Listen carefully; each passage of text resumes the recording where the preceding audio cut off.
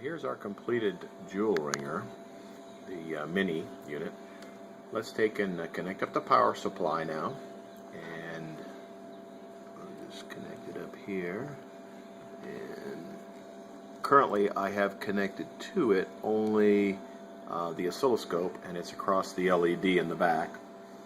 So let's see what we've got here on our power supply. We got 1.4 volts. And you can notice the output is set to currently open. Let's go ahead and start that.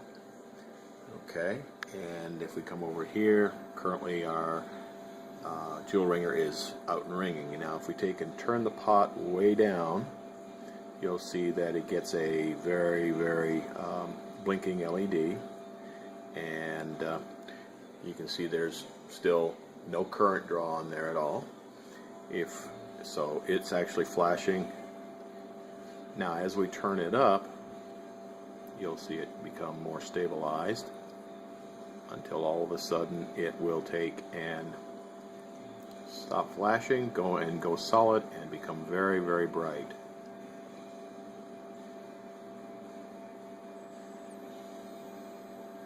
Okay. So now you can see we're kind of at the peak frequency, and we look at the power supply again, 1.4 volts, 0.07 amps.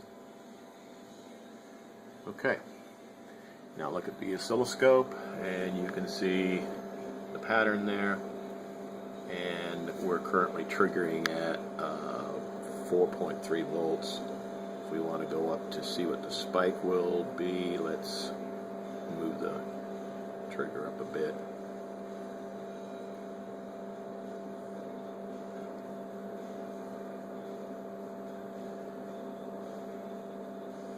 Okay, so it's disappeared at about 7.5 volts.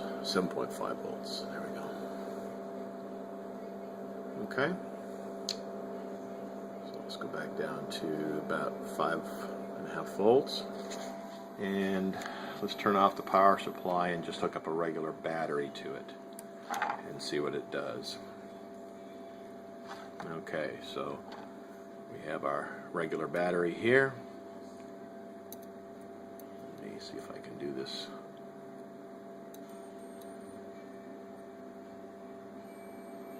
Okay. See, we've got our ring going on again. Let's look at the oscilloscope. Oops, just disconnected here. There we go.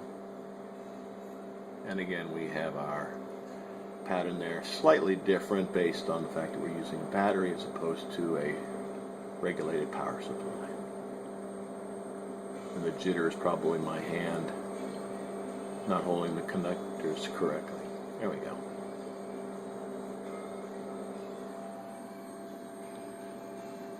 And so that's our JouleRinger.